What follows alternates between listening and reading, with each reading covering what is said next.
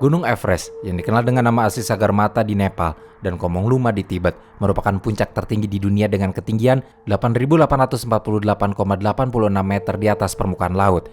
Gunung ini menjadi simbol ambisi manusia untuk menaklukkan batas-batas fisik dan mental. Terletak di perbatasan antara Nepal dan Tibet, Everest adalah bagian dari pegunungan Himalaya yang megah yang terbentuk akibat tumbukan lempeng tektonik antara lempeng India dan Eurasia pada jutaan tahun lalu. Pendakian Gunung Everest pertama kali menjadi sorotan dunia pada tahun 1953 ketika Sir Edmund Hillary, seorang pendaki asal Selandia Baru, dan Tenzing Norgay, seorang Sherpa dari Nepal, berhasil mencapai puncaknya. Keberhasilan ini menginspirasi ribuan pendaki dari seluruh dunia untuk mengikuti jejak mereka. Namun Everest bukan hanya tentang kemegahan dan kemenangan. Di balik pencapaian tersebut, gunung ini menyimpan banyak kisah tragis yang mencerminkan betapa berbahayanya upaya untuk mencapai puncak ketinggiannya.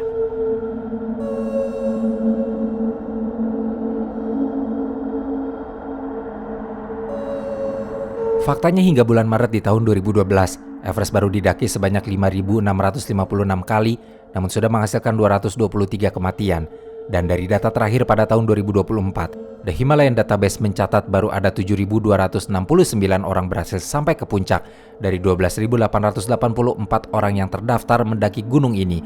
Dan dari keseluruhan itu tercatat ada 335 orang yang meninggal saat melakukan pendakian. Semua ini disebabkan oleh satu aspek paling mengerikan dari yang dimiliki Gunung Everest, yakni keberadaan dead zone atau zona kematian yang dimulai pada ketinggian sekitar 8.000 meter di bawah permukaan laut. Pada ketinggian di atas 8.000 meter, otomatis kadar oksigen di udara hanya sekitar sepertiga dari yang tersedia di permukaan laut. Seorang pendaki terkenal bernama David Brasher membenarkan hal ini.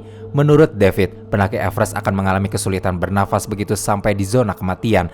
Tapi untuk membayangkan dan memahami hal ini, kita tidak usah jauh-jauh ke puncak Everest. Bayangkan saja jika kita berada di puncak gunung dengan ketinggian di atas 3.000 meter, seperti di Rinjani atau Semeru. Tentu kita juga pasti akan sulit bernafas karena oksigen yang semakin menipis.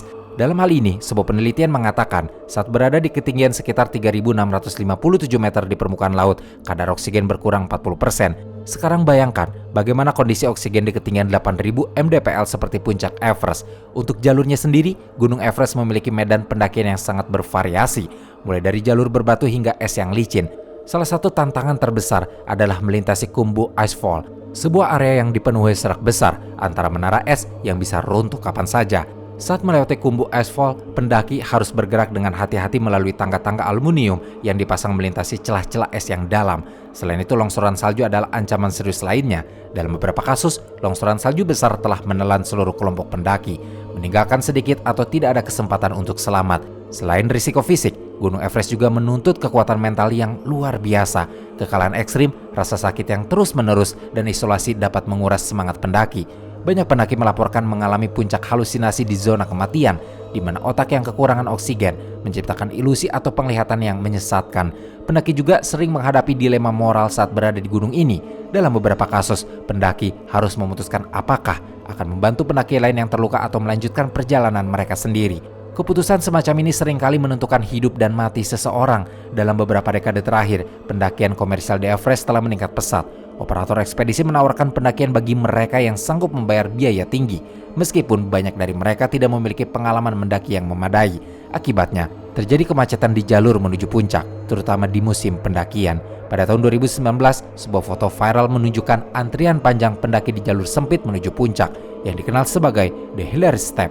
Antrian ini memperbesar resiko karena pendaki terpaksa menghabiskan lebih banyak waktu di zona kematian. Salah satu misteri terbesar dalam sejarah pendakian Everest adalah kisah George Mallory dan Andrew Irvine.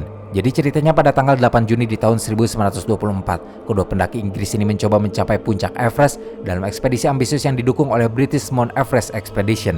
Namun, setelah terlihat terakhir kali oleh rekannya yang bernama Noel Odell di dekat puncak, keduanya tidak pernah kembali. Selama bertahun-tahun, pertanyaan apakah Mallory dan Irvine berhasil mencapai puncak sebelum meninggal tetap menjadi perdebatan di kalangan pendaki dan sejarawan. Beberapa puluh tahun kemudian, atau tepatnya pada tahun 1999, sebuah tim ekspedisi yang dipimpin oleh Eric Simonson menemukan jenazah George Mallory di sisi utara Everest pada ketinggian sekitar 8.200 meter.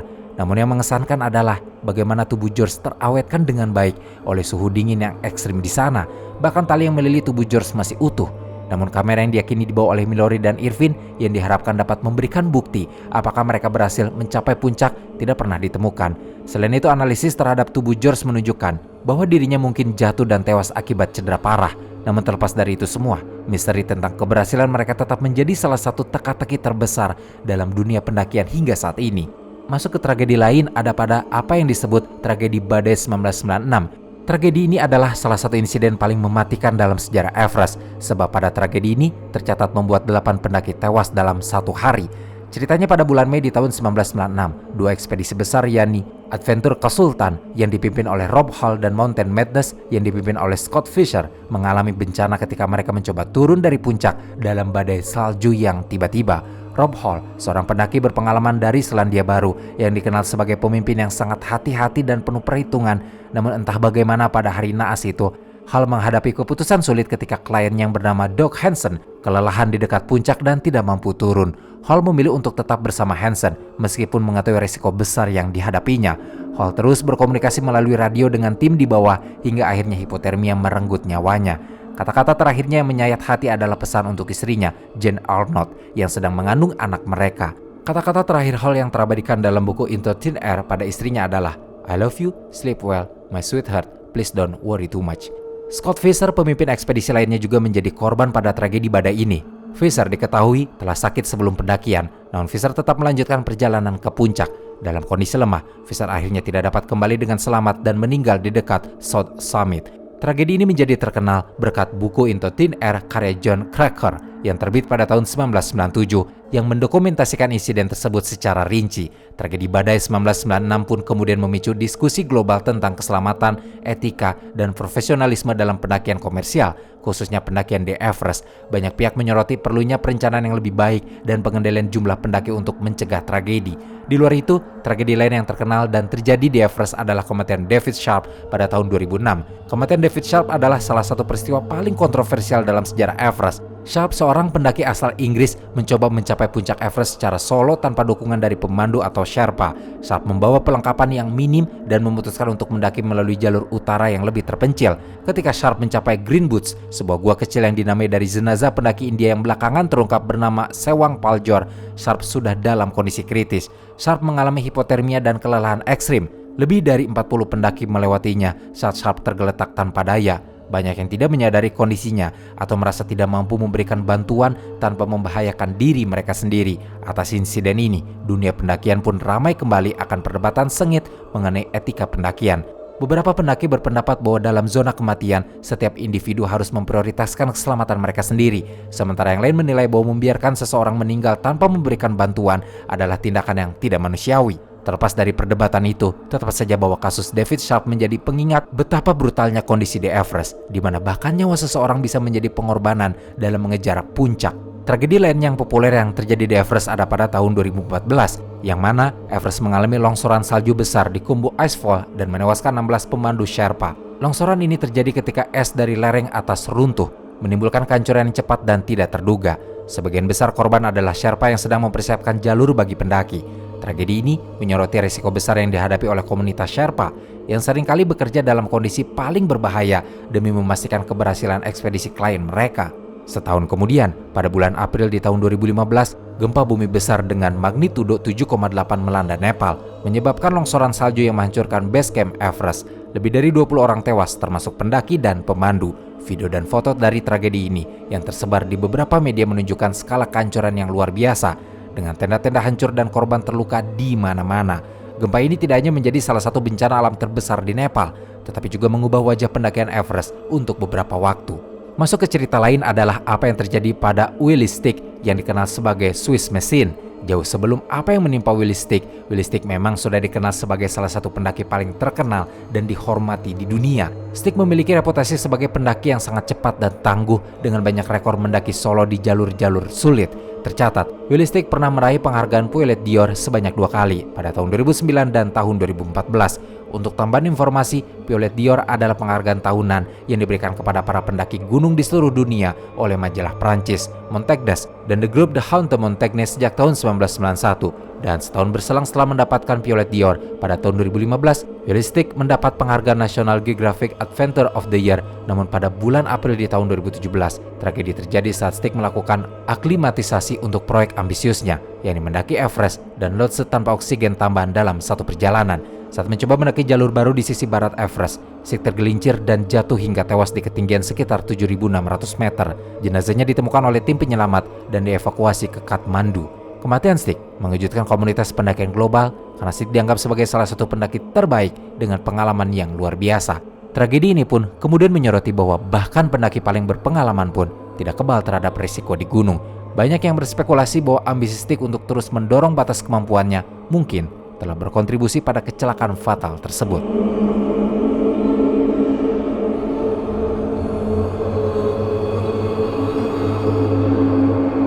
Dari beberapa kejadian kematian yang terjadi di Everest, tentu faktornya bukan hanya pada melainkan soal kombinasi beberapa bahaya yang datang secara bersamaan. Salah satu faktor utama yang menyebabkan kematian di Gunung Everest adalah kekurangan oksigen yang dapat menyebabkan kondisi medis yang dikenal sebagai hipoksia. Di ketinggian yang sangat ekstrim seperti Everest, tubuh pendaki harus berjuang keras melawan lingkungan yang penuh dengan tantangan. Terlebih setelah pendaki memasuki zona kematian di ketinggian sekitar 8.000 meter. Di zona ini tubuh manusia akan mulai mengalami kesulitan untuk mempertahankan fungsi normal. Penyakit yang paling umum terjadi akibat hipoksia adalah perjalanan menuju kegagalan organ. Salah satu dampak langsung dari kurangnya oksigen adalah penurunan kemampuan kognitif. Peter Hackett, pakar ketinggian, menerangkan bahwa ketika otak tidak mendapat cukup oksigen, itu akan memicu high altitude cerebral edema. Di bawah kondisi seperti ini, seorang pendaki akan mual, mulai merasa bingung, kehilangan konsentrasi, bahkan berhalusinasi. Hal ini membuat mereka kesulitan dalam mengambil keputusan yang tepat, seperti kapan harus beristirahat atau kapan harus turun untuk menyelamatkan nyawa mereka. Pada ketinggian lebih dari 8.000 meter, tubuh manusia juga mulai mengalami penurunan fungsi fisik yang sangat signifikan. Jantung harus memompa lebih keras untuk mengalirkan darah yang kaya oksigen ke seluruh tubuh. Namun meski jantung berusaha bekerja lebih keras, semakin tinggi kita mendaki, semakin sedikit darah yang dapat mengalir ke otak dan organ vital lainnya. Bahkan dengan bantuan masker oksigen, banyak pendaki yang tidak dapat bertahan lama. Dalam ekspedisi Caldwell Extreme di Everest pada tahun 2007, Dr. Jeremy Windsor mengambil sampel darah dari 4 pendaki yang sedang mengantri di zona kematian. Dr. Jeremy kemudian menemukan bahwa cara bernapas mereka sama seperti orang sekarat.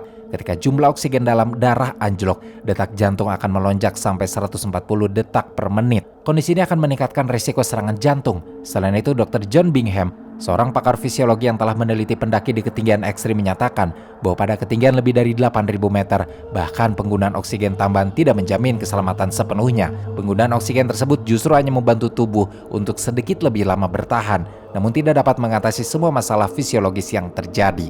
Salah satu contoh tragis yang menggambarkan betapa mematikannya kondisi di dead zone adalah kejadian pada tahun 1996 yang sebelumnya diceritakan. Dalam ekspedisi tersebut, beberapa pendaki terjebak dalam badai salju yang hebat di ketinggian lebih dari 8.000 meter. Mereka mengalami kesulitan bernafas, sementara oksigen yang mereka bawa semakin menipis. Terperangkap di luar kendali, beberapa pendaki yang sudah kelelahan akhirnya kehilangan kesadaran dan berujung pada hilangnya nyawa mereka. Kejadian ini menunjukkan bagaimana ketidakmampuan tubuh untuk mendapatkan cukup oksigen bisa menjadi faktor utama penyebab kematian di Everest. Kelebihan ekstrim adalah faktor lain yang sangat signifikan dalam kematian di Everest. Di ketinggian seperti ini, tubuh pendaki bekerja keras untuk mengatasi kekurangan oksigen dan suhu yang sangat rendah. Dehidrasi juga menjadi masalah utama karena udara di ketinggian sangat kering dan banyak pendaki yang tidak cukup minum atau makan dengan baik selama pendakian mereka. Dehidrasi dapat memperburuk kelelahan tubuh dan menyebabkan gagal organ yang akhirnya mematikan. Pendaki yang terlalu lelah seringkali tidak bisa berpikir jernih dan mulai kehilangan kemampuan fisik untuk melanjutkan perjalanan. Pada titik ini, mereka bisa membuat keputusan yang salah atau tidak mampu bertahan lebih lama.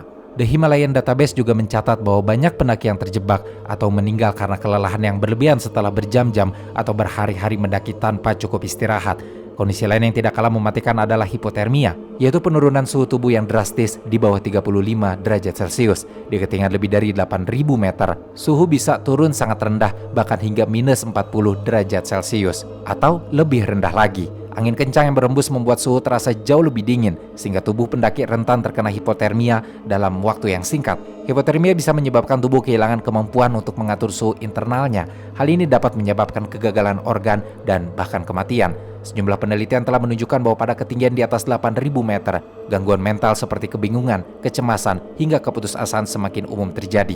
Pada tahap yang lebih lanjut, tubuh akan berhenti berfungsi dengan baik dan akhirnya kematian pun bisa terjadi. Dr. Peter Whitaker, seorang pendaki veteran dan ahli fisiologi, mengungkapkan bahwa faktor psikologis sangat berperan dalam keberhasilan atau kegagalan suatu ekspedisi. Ketika seseorang kehilangan kemampuan untuk berpikir jernih, mereka lebih cenderung membuat keputusan yang salah, seperti memaksakan diri untuk terus mendaki meskipun tubuh sudah tidak mampu lagi. Itulah mengapa banyak pendaki yang akhirnya terperangkap dalam situasi yang sangat berbahaya. Mereka mungkin berada sangat dekat dengan puncak, tetapi tanpa kemampuan fisik dan mental untuk melanjutkan, mereka harus membayar harga yang sangat mahal. Di ketinggian 8.000 meter, waktu menjadi musuh terbesar. Dengan tubuh yang semakin lemah dan kekurangan oksigen, kecepatan untuk turun atau mendapatkan pertolongan menjadi sangat terbatas. Secara keseluruhan, ketinggian yang sangat tinggi di Gunung Everest menyebabkan tubuh pendaki menghadapi tantangan yang sangat berat. Oksigen yang terbatas, suhu ekstrim, kelelahan fisik, dan gangguan mental semuanya berkontribusi pada tingginya angka kematian di gunung ini. The Himalayan Database mencatat bahwa sekitar 50% dari semua kematian di Gunung Everest terjadi karena hipotermia dan gangguan jantung yang disebabkan oleh suhu ekstrim dan kelelahan fisik. Selain faktor medis, banyak kematian di Everest juga disebabkan oleh kecelakaan. Medan yang terjal dan berbatu membuat pendaki sangat rentan terhadap jatuh, terpeleset atau terpaku di tempat yang sempit. Kecelakaan ini bisa terjadi kapan saja, baik pada saat sedang mendaki menuju puncak ataupun saat mereka mencoba untuk turun. Medan yang terjal ditambah dengan es yang licin membuat setiap langkah menjadi sangat beresiko. Dr. Peter H. Brown, seorang dokter yang telah melakukan penelitian di Everest, mencatat bahwa pendaki yang terjatuh seringkali tidak bisa mendapatkan pertolongan tepat waktu karena sulitnya medan yang harus ditempuh untuk mencapai mereka. Tetapi salah satu ancaman terbesar namun jarang terduga, yaitu antrian pendakian saat ingin menuju puncak, adalah cuaca buruk. Gunung Everest terkenal dengan cuaca yang sangat tidak stabil yang bisa berubah dengan sangat cepat. Pada musim pendakian puncak, yaitu bulan Mei, badai salju atau angin kencang sering datang tiba-tiba. Cuaca yang tidak bisa diprediksi, kekurangan oksigen, dan mengantri ini adalah kombinasi faktor besar penyebab kematian. Alan Arnett, seorang pendaki senior yang pernah ke puncak Everest pada tahun 2011, dalam wawancaranya dengan Fox News pada tahun 2017 mengatakan bahwa masalah terbesar di Everest saat ini adalah meningkatnya jumlah pendaki yang tidak berpengalaman dan pemandu yang tidak memenuhi syarat. Pendaki yang terjebak dalam badai salju seringkali kehilangan orientasi, menjadi terjebak dalam salju atau tidak bisa bergerak ke arah yang benar. Bahkan dengan peralatan yang memadai, badai salju bisa menurunkan suhu dengan drastis, memperburuk hipotermia dan mempercepat kelelahan. Dalam hal ini pun, The Himalayan Database juga mencatat bahwa lebih dari 30% kematian di Gunung Everest terjadi akibat cuaca buruk yang datang dengan cepat dan tidak terduga. Untuk kematian-kematian yang terjadi di Everest, tidak jarang kita mendengar kisah tentang jenazah pendaki yang terjebak di ketinggian ekstrim, terkadang bahkan bertahun-tahun setelah kematiannya. Hal ini menjadi fenomena paling menakutkan dan menyedihkan di Everest karena banyak jenazah pendaki yang tidak dievakuasi meskipun sudah meninggal bertahun-tahun. Namun ada sejumlah alasan mengapa ini terjadi. Salah satu alasan terbesar mengapa jenazah pendaki tidak dievakuasi adalah medan yang sangat ekstrim yang ada di Everest. Barangkali sudah menjadi pengetahuan umum bagi pendaki jika pendakian menuju puncak Everest adalah salah satu yang paling berbahaya di dunia.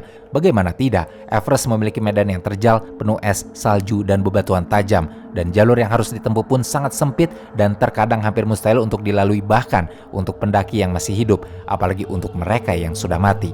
Setelah mencapai ketinggian 8.000 meter, pendaki seperti yang sudah dijelaskan di awal sudah memasuki dead zone, yang mana kadar oksigennya hanya sekitar sepertiga dari ada di permukaan laut. Ini membuat proses evakuasi jenazah menjadi sangat beresiko. Helikopter yang digunakan untuk evakuasi pun tidak dapat mencapai ketinggian ini karena keterbatasan ketinggian terbang dan oksigen yang terbatas. Bahkan meskipun ada misi penyelamatan, medan yang penuh ancaman seperti badai salju, angin kencang, dan salju yang tidak stabil membuat evakuasi jenazah menjadi tugas yang hampir mustahil. Selain itu, medan yang terjal dan tidak stabil di ketinggian tersebut membuat evakuasi tubuh menjadi lebih sulit.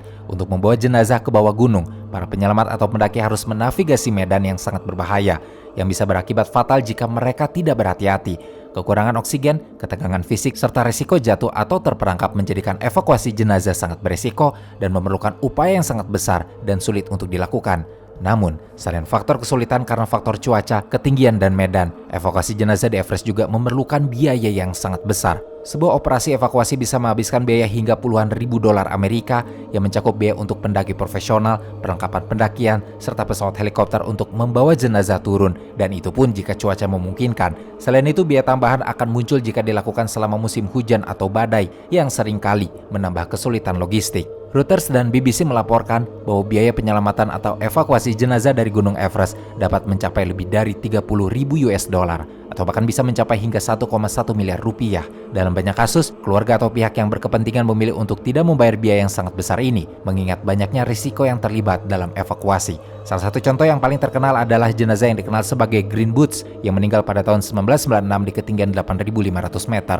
Tubuhnya masih tergeletak di jalur utama Everest dan telah menjadi landmark yang dikenal banyak pendaki. Alasan utama mengapa jenazah yang dikenal sebagai Green Boots ini dibiarkan di tempat adalah karena keputusan praktis dan logistik. Pendaki yang terperangkap dalam situasi ekstrim seringkali tidak memiliki cukup waktu atau energi untuk menangani jenazah di ketinggian seperti itu. Fokus utama adalah keselamatan hidup. Banyak pendaki memilih untuk terus bergerak meskipun tubuh yang tergeletak di jalur adalah pengingat keras akan resiko yang mereka hadapi. Sebab proses evakuasi jenazah hanya akan menghabiskan waktu dan energi yang seharusnya digunakan untuk bertahan hidup. Selain faktor-faktor yang telah disebutkan ini juga, banyak jenazah yang tidak dapat dievakuasi karena ketidakmampuan untuk mengidentifikasi atau menemukan jenazah tersebut. National Geographic melaporkan bahwa banyak jenazah yang hilang di gunung tersebut terperangkap di salju atau berada di lokasi yang tidak terjangkau, sehingga membuat evakuasi menjadi sangat sulit dan seringkali tidak mungkin untuk dilakukan. Pada ketinggian seperti di Everest, pencarian jenazah bisa memakan waktu berhari-hari atau bahkan berminggu-minggu yang akan meningkatkan risiko bagi para pencari. Selain itu, seringkali pendaki tidak memiliki cukup informasi untuk memastikan lokasi jenazah yang hilang. Hal ini memperburuk upaya evakuasi yang sudah sangat sulit. Laporan BBC pada bulan Oktober di tahun 2015 menyebutkan, setidaknya lebih dari 200 jenazah manusia telah ditemukan di dekat puncak Everest. Namun meskipun terdapat banyak kematian dan tragedi yang terjadi di Everest, daya tariknya tetap tidak terbantahkan. Gunung ini tetap menjadi simbol pencapaian tertinggi bagi banyak orang, meskipun dengan harga yang tidak terhitung.